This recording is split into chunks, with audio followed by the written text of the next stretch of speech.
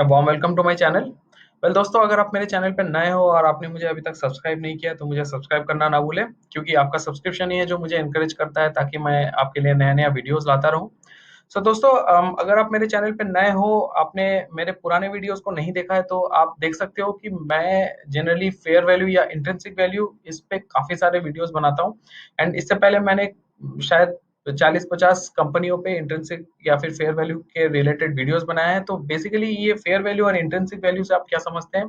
This is something where I will try to calculate what is actually the correct value on which the share should be trading at this point of time.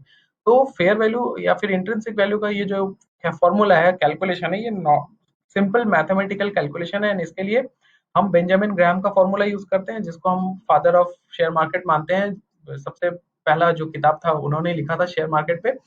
तो the smart investor, अगर आपने नाम सुना हो, तो basically उनका formula मैं use करता हूँ। उनके फॉर्मूला से हम ये जानने की कोशिश करते हैं कि over the period of time company के प्रॉफिट के हिसाब से, उसका अर्निंग पर शेयर के हिसाब से, आज के डेट पे जब कंपनी ट्रेड कर रहा है तो उसका सही वैल्यू या फिर उसका करेक्ट वैल्यू मार्केट में क्या होना चाहिए। उस हिसाब से हम ये आइडेंटिफाई करते हैं कि वो जो आप शेयर खरीदे हैं उसको आपको और खरीदना चाहिए, उसको आपको होल्ड करना चाहिए या फिर उसको आपको सेल करना चाहिए। तो दोस्तों, वीडियो में आगे बढ़ने से पहले एक छोटा सा अपडेट। अगर आप मुझे फॉलो करना चाहते हैं, मेरे चैनल को सब्सक्राइब करना चाहते हैं, तो ये कुबरपीडिया ये जरूर सर्च करें। या फिर आप टेलीग्राम में अगर मुझे फॉलो करना चाहते हैं तो आप कुबरपीडिया इसी से सर्च करें। एंड या फिर ट्विटर में भी आप इसी से सर्च कर सकते हैं। तो मैं तीनों सोशल मीडिया में अवेलेबल हूँ। वहां से आप अपने क्वेश्चन, सुझाव, कोई भी अगर सजेशन, तो कुछ भी आप वहां से भेज सकते हैं। तो आगे बढ़ते हैं आज के वीडियो में। आज के वीडियो में हम बात करने वाले हैं आलोक इंडस्ट्रीज के बारे में। तो दोस्तों, कुछ समय से बहुत ज्यादा हल्ला हो रखा है मार्केट में। Everybody is talking about Facebook, Instagram, social media के कोई भी चैनल आप उठा लो, सब जगह लोग आलोक इंडस्ट्रीज के बारे में बात करते हैं। तो द रीजन बीइंग, क्यों कहीं ना कहीं मुकेश अंबानी उससे लिंक्ड है। और मुकेश अंबानी अगर लिंक्ड है तो बाकी और कहने की जरूरत नहीं है कि कंपनी का फ्यूचर कैसा हो सकता है। तो अगर आपने मेरे चैनल के पुराने वीडियोस को नहीं देखा है तो आप जाके चेक कर सकते हैं। मैंने कल ही एक वीडियो बनाया है आलोक इंडस्ट्रीज पे। तो बेसिकली बहुत ज्यादा लोग हैं जो पूछते हैं मुझे कि आलोक इंडस्ट्री में क्या करना चाहिए, हमें खरीदना चाहिए, बेचना चाहिए। तो मैं सबसे पहले ये बताता हूँ कि अगर आप अपना 1 रुपया भी किसी कंपनी में इन्वेस्ट कर रहे हैं तो सबसे पहले उस कंपनी के बारे में थोड़ा सा आइडिया कर लेना जरूरी है। आपको पता होना चाहिए कि आप किस कंपनी में पैसे लगा रहे हो। उसके चलते मैंने पूरा एक वीडियो बनाया है कल, जिसको मैंने अपलोड किया। आप सबने बहुत उसको प्यार भी दिया है। उस वीडियो में मैंने डिटेल आलोक इंडस्ट्रीज का बिजनेस मॉडल बताया है। आलोक क्या बिजनेस करता है, कहाँ कहाँ उसका बिजनेस है, कौन कौन से देशों में फैला हुआ है, कितना टर्न अराउंड है, कितना पैसा उसका डेट है। सारे इन्फॉर्मेशन आपको मिल जाएगा, क्योंकि अगर आप लॉन्ग टर्म के लिए सोच रहे हैं तो डेफिनेटली वो इन्फॉर्मेशन आपके पास होना चाहिए। In today's video we would be discussing specifically on the value. Price के बारे में हम डिस्कस करेंगे कि उसका सही प्राइस क्या होना चाहिए। चलिए आगे बढ़ते हैं। सबसे पहले थोड़ा सा ओवरऑल उसका अगर हम ग्राफ देख लें तो ये लिस्ट हुआ था कंपनी करीब करीब, आप देख सकते हैं यहाँ फरवरी 20 फरवरी को कंपनी लिस्ट हुआ था, करीब करीब वो 17-18 के प्राइस पे।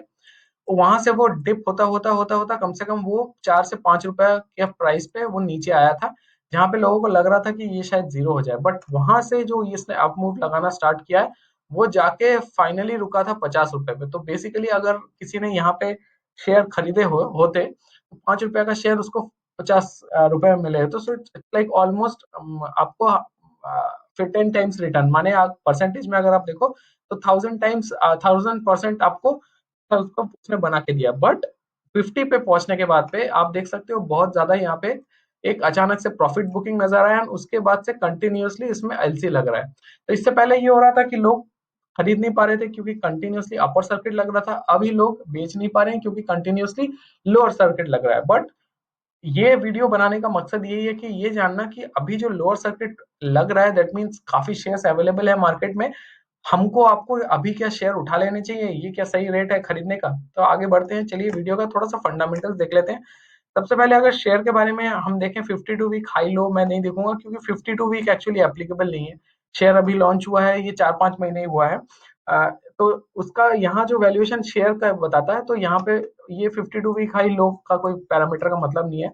अगर हम मार्केट कैप देखें तो market cap is almost 10,000 crore, लेकिन उनके पास जो रिजर्व है दैट इज -16,243। अब इसका मतलब ये है कि कंपनी का जो एक्चुअली रिजर्व्स है, उनके पास रिजर्व्स है नहीं, बहुत ज्यादा वो डेट में है।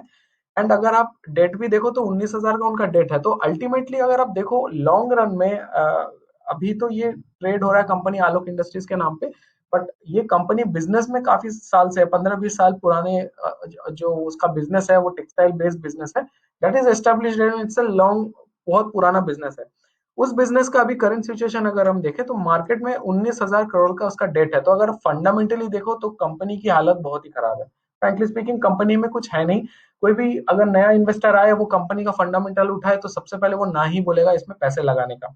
लेकिन ये शेयर में एक ही पॉजिटिव फैक्टर मुझे नजर आता है, जो कि मैंने पिछले वीडियो में बताया। सबसे इंपॉर्टेंट फैक्टर ये है कि मुकेश अंबानी ने यहाँ पे गारंटर के हिसाब से उन्होंने पैसा लगाया है। उन्होंने कहा है कि मैं इस कंपनी की गारंटी लेता हूँ। अगर वो गारंटी ले रहे हैं तो डेफिनेटली उनका कुछ ना कुछ मास्टर प्लान तो जरूर होगा। तो आगे बढ़ते हैं। क्योंकि कंपनी का लिस्ट रिसेंटली हुआ है तो डिविडेंड वाइज अभी उसका डेटा शो नहीं कर रहा है, 0%। प्रोमोटर होल्डिंग यहाँ बहुत कम दिखा रहा है क्योंकि ऑलरेडी कंपनी ऑलमोस्ट एनसीएलटी के पास थी, ट्रिब्यूनल पे केस चल रहा था, ये डिफॉल्टर डिक्लेयर कर दी गई थी। तो obviously like this is normal that there will not be any promoter holding because company almost बिक गई थी and other people have save this company, तो उसको हम कंसिडर नहीं करते हैं। अगर हम प्रॉफिट देखें लास्ट 3 साल का, 3 साल का प्रॉफिट अब देखो माइनस में है, -5%। तो बेसिकली लास्ट 3 साल का अगर हम एवरेज उठा के देख लें तो उसने नेगेटिव रिटर्न दिया है। अगर हम सेल्स की बात करें तो -36.23, दैट मीन्स अगर सेल्स की भी बात करें तो उसने लास्ट 3 साल में 36% का नेगेटिव रिटर्न दिया है।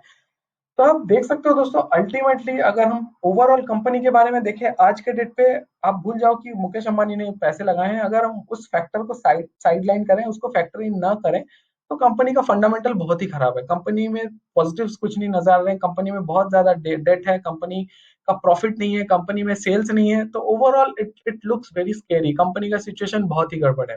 अनटिल अनलेस कोई मसीहा आता है एंड उसका बिजनेस मॉडल चेंज करता है एंड नया नया कोई इनोवेटिव कुछ काम करता है जिसके चलते कंपनी वापस अपना फ्लैग रन करता है, तो वो हम थोड़ा सा आगे भी डिस्कस करेंगे। सबसे पहले थोड़ा सा उसका हम फंडामेंटल्स देख लेते हैं। तो फंडामेंटल देखने से पहले दोस्तों, जो जैसा मैंने बताया है उसका अगर हम लास्ट 1 साल का उसका हम ये आलोक इंडस्ट्रीज का हम प्रॉफिट वगैरह देखें तो आप देख सकते हो ये जो उनका सेल्स है, सेल्स कंटिन्यूअसली एक स्टैंडर्ड लेवल पे है, correct, which is looking good. लेकिन अगर हम उसका एक्सपेंडिचर देखें तो एक्सपेंडिचर बीच में एक क्वार्टर में बहुत ज्यादा एक्सपेंडिचर होता है, शायद वो एमलगमेशन या फिर अपना लोन वगैरह चुका रहे थे।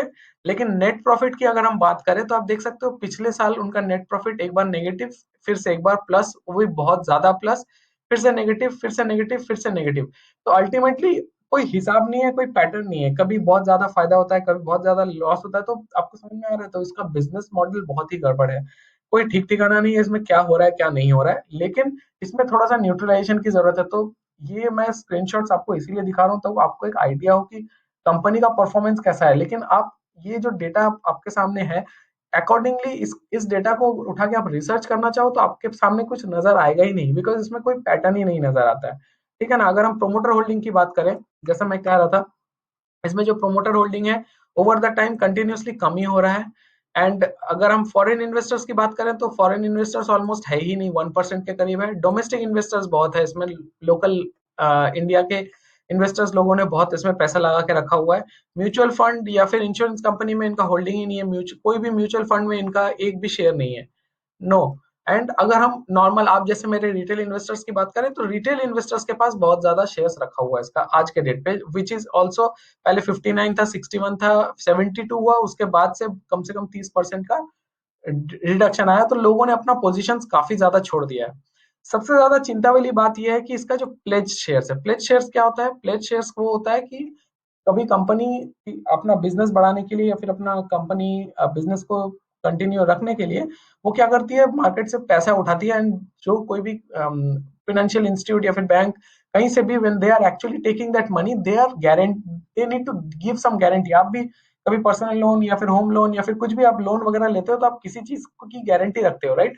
तो ये जो कंपनी है, ये कंपनी ने क्या किया, अपने शेयर्स गिरवी रखे हैं कि अगर मैं आपके पैसे नहीं चुका पाया तो आप पूरी कंपनी के शेयर्स आपके हो जाएंगे। तो that's why you can see 99.99%। तो इसका मतलब कंपनी बहुत ही रिस्की सिचुएशन में, किसी कारण अगर कंपनी बंद हो जाए, कंपनी में बिजनेस ना आए, तो कंपनी का पूरा जो शेयर्स है वो प्लेज्ड है। तो वो जो भी उसमें पैसे लगाए हुए हैं वो चाहे तो वो शेयर्स को बेच के कंपनी का भी बेच सकते हैं। तो ओवरऑल कहने का ये मतलब था कि फंडामेंटली अगर आप देखो तो कंपनी की सिचुएशन बहुत ही बुरी है। लेकिन अभी अगर हम इंट्रिंसिक वैल्यू की बात करें, जैसा मैंने पहले ही बताया कि अगर आप इंट्रिंसिक वैल्यू यूज करो बेंजामिन ग्राहम का, उसका वैल्यूएशन तब जाके अच्छा आता है जब कंपनी कंटिन्यूअसली 4-5 साल 6 साल उसका अच्छा खासा डेटा पॉइंट्स हो। लेकिन आज के डेट पे अगर आप देखो इसका ग्रोथ नेगेटिव में है, तो नेगेटिव लेके मैं क्या कैलकुलेट करूं, तो मैंने ग्रोथ को 0% पकड़ा है। Earning per share is 40, because recent time में इसने बहुत ज्यादा मूवमेंट दिया है, which is a unrealistic figure. ये अर्निंग पर शेयर भी बेसिकली पूरे साल का एवरेज होता है, वेरएज ये शेयर अभी जस्ट 5-6 महीना ही ट्रेड कर रहा है। तो इस हिसाब से इसका अर्निंग पर शेयर भी गलत आ रहा है, because earning per share correct नहीं बता रहा है, ये जस्ट एवरेज में चल रहा है। And bond yield is the national bond yield. इस हिसाब से अगर हम कैलकुलेट करें तो जो मेरा इंटेंसिव वैल्यू निकल के आ रहा है दैट इज 305 रुपीज। 305 रुपया इसका इंटेंसिव वैल्यू निकल के आ रहा है, वेर एज आज के डेट पे ये 43 रुपीज पे ट्रेड कर रहा है। तो आप देख सकते हो 43 से 305, मतलब ऑलमोस्ट 10 टाइम्स उसको उसमें पोटेंशियल है जाने का। लेकिन वो डिपेंड कर रहा है 100% ये ईपीएस पे, जो कि 40.63 बता रहा है। लेकिन ये 40.63 एक लाइक आप बोल सकते हो एक it's not a realistic figure, because this is considered on the basis of just 1 और 2 क्वार्टर्स। तो दोस्तों कहने का ये मतलब है कि अगर हम ईपीएस को एक रियलिस्टिक वैल्यू भी मान के चले, इसको 15 से 20 के बीच में भी मान के चले, तो ये इंट्रिंसिक वैल्यू कम से कम 100 से 120 के करीब निकल के आ रहा है, 120। तो मुझे लगता है अगर ये कंपनी थोड़ा सा स्टेबल हो जाए एंड मुकेश अंबानी इसका थोड़ा सा कंट्रोल और ज्यादा ले लें एंड इसमें ज्यादा थोड़ा सा अपना कंट्रोल रखें, तो ये स्टॉक में मुझे over the period of time, मैं नहीं बोलूंगा कि आज कल में आपको ये पैसे मिल जाएंगे, but over the period of time मुझे लगता है कि इसमें एक पोटेंशियल है। बट अगेन दोस्तों, मैं सेबी रजिस्टर्ड नहीं हूँ, या फिर मैं आपको ये कोई स्टॉक बाई करने का एडवाइस भी नहीं दे रहा हूँ। ये जस्ट मेरा खुद का रिसर्च है जिसके हिसाब से मैं इसमें पैसे लगा रहा हूँ। तो ये मैं आपको एजुकेशनल पर्पज के लिए शेयर कर रहा हूँ। तो ये वीडियो देख के आप ब्लाइंडली अपने पैसे ना लगा दें। तो कहने के मतलब यही है कि पिछले वीडियो में मैं यही बताया है कि अगर आपको लग रहा है कि इसमें काफी ज्यादा पोटेंशियल है, आज के डेट पे कंपनी या तो अपर सर्किट में है या तो लोअर सर्किट पे है, ऐसा अनसर्टेनिटी में कभी भी कोई स्टॉक में इन्वेस्ट नहीं करना चाहिए। लेकिन आपको लग रहा है कि अगर आपके पास कुछ पैसे ऐसे हैं जिसको आपको जरूरत ही नहीं है, मान लीजिए किसी दिन आप रेस्टोरेंट में खाने गए, या फिर आप शॉपिंग करने गए, या फिर आप मूवी देखने गए, या फिर कहीं घूमने गए, 4-5 हजार 10 हजार रुपए आप खर्च कर देते हो। तो अगर आपको लगता है कि वो ऐसे पैसे आपके पास कुछ रखे हुए हैं जिसको अभी आपको जरूरत नहीं है, बिकॉज आपकी ऐसे भी कोरोना का सिचुएशन है, आप बाहर भी नहीं निकल रहे हो, वो पैसे पड़े हुए हैं, then you can actually invest in this company. लेकिन जब ये कंपनी में ट्रेडिंग स्टार्ट हो जाए, नॉर्मल बाइंग सेलिंग इसमें स्टार्ट हो जाए, तब हमको पता चलेगा कि इसका एक्चुअली फंडामेंटल्स एंड टेक्निकल्स कैसा है। उस समय पे हम चार्ट को एनालिसिस करेंगे, and then we can decide कि हमको इसको बेचना है, खरीदना है, क्या करना है, नहीं करना है। तो मेरी सलाह यही रहेगी कि अभी बहुत ज्यादा पैसा इसमें आप मत लगाइए। एक टोकन शेयर्स अगर कुछ आपको पोर्टफोलियो में रखना है जिसको आप रख के भूल सकते हो, जिस जो अगर जीरो भी हो जाए आपको फर्क नहीं पड़ता है, वैसे कुछ छोटा मोटा एक इन्वेस्टमेंट करके आप ये आलोक इंडस्ट्रीज में रह के चल सकते हो। एंड आगे जाके जब इसका थोड़ा सा फंडामेंटल सुधरे, तब हम आगे आगे वीडियो बनाएंगे और इस पे हम आगे रिसर्च करेंगे। सो दोस्तों, if you have like this video, आपको अगर ये कंटेंट पसंद आया तो ये वीडियो ज्यादा से ज्यादा अपने फ्रेंड सर्कल या फिर अपने दोस्तों के साथ शेयर करें, ताकि ये इन्फॉर्मेशनल वीडियो तब तक पहुंचे। एंड अगर आपको लगता है कि मुझे अपने कंटेंट में और कोई नया टॉपिक पे वीडियो बनाना चाहिए, या फिर कुछ इम्प्रूवमेंट, या फिर आप कुछ और आपका इंक्वायरी है, तो मुझे डेफिनेटली कमेंट सेक्शन में लिख के बताएं। मैं कोशिश करता हूँ कि सारे कमेंट्स का रिप्लाई करूँ। And thank you for watching this video. अंत तक बने रहने के लिए बहुत बहुत धन्यवाद। एंड आपका दिन शुभ हो, एंड मैं बहुत जल्द हाजिर होता हूँ एक नया वीडियो लेके। और सबसे इंपॉर्टेंट बात, मुझे सब्सक्राइब करना ना भूले, एंड डिटेल्स आपको नीचे मिल जाएगा। Thank you so much, and आपका दिन शुभ हो। Bye bye.